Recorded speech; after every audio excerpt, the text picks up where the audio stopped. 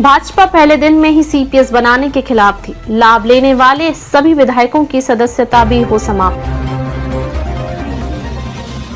नेता प्रतिपक्ष जयराम ठाकुर ने हिमाचल प्रदेश उच्च न्यायालय के डबल बेंच द्वारा प्रदेश में नियुक्त किए गए मुख्य संसदीय सचिव सीपीएस की नियुक्ति को अवैध ठहराने और उनकी सभी सुविधाओं को तत्काल प्रभाव से छीनने के फैसले का स्वागत किया है। उन्होंने कहा कि मुख्यमंत्री सुखविंदर सिंह सुक्खू द्वारा यह फैसला असंवैधानिक और तानाशाही पूर्ण तरीके से लिया गया था।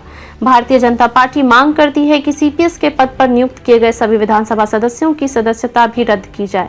माननीय सुप्रीम कोर्ट और हाई कोर्ट के स्पष्ट आदेश के बाद भी सरकार द्वारा तानाशाही पूर्ण तरीके से यह नियुक्ति अपने विधायकों को खुश रखने के लिए की गई थी, जिसका खर्च प्रदेश के आम टैक्स पेयर्स को उठाना पड़ा। सुक्खू सरकार ने यह निर्णय संविधान के दायरे के बाहर रहकर लिया था, जिसे आज माननीय न्यायालय द्वारा रद्द कर दिया है। सरकार द्वारा किए गए इस फैसले से यह भी स्पष्ट है कि कांग्रेस पार्टी की सरकार संविधान के बजाय अपने प्रावधानों से चलना पसंद करती है।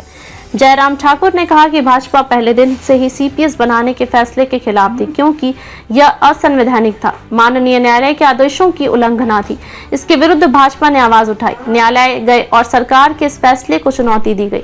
इस असंवैधानिक निर्णय को औचित्यपूर्ण ठहराने में सुक्खू सरकार ने हर स्तर पर राज्य के संसाधनों का प्रयोग किया। पहले हमारी पार्टी के नेताओं के द्वारा दाखिल की गई याचिकाओं के औचित्य पर सवाल उठाने में प्रदेश के करोड़ों रुपए वकीलों की फीस देने में खर्च की। जो ऊर्जा और संसाधन प्रदेश के विकास के लिए लगाए जाने थे, उन्हें सरकार ने अपने तानाशाही फैसलों को जायज ठहराने में खर्च किए। राजस्व पर करोड़ों रुपए का बोझ पड़ा। नेता प्रतिपक्ष ने कहा कि सरकार ने जानबूझकर सीपीएस की नियुक्ति की, जिससे प्रदेश के राजस्व पर करोड़ों रुपए का बोझ पड़ा। जब 2017 में हम सरकार में थे तो हमारे समझ थी, यह मुद्दा आया था कि सीपीएस की जाए या नहीं, तो हमने इसे असंवैधानिक मानते हुए किसी भी प्रकार की ऐसी नियुक्ति नहीं की।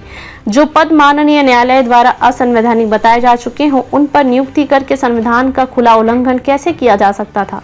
सुक्खू सरकार सीपीएस की नियुक्तियों ने अपने स्टैंड से पीछे हट लेकिन संवैधानिक व्यवस्था को मानने में सुक्खू सरकार यकीन नहीं करती है। उन्होंने इस फैसले के लिए माननीय न्यायालय का फिर से आभार जताते हुए इस मुद्दे पर दृढ़ता से पक्ष रखने के लिए भारतीय जनता पार्टी के नेताओं, मामले की पैरवी कर रहे अधिवक्ताओं को शुभकामनाएं जताते हुए साधुवाद दिया।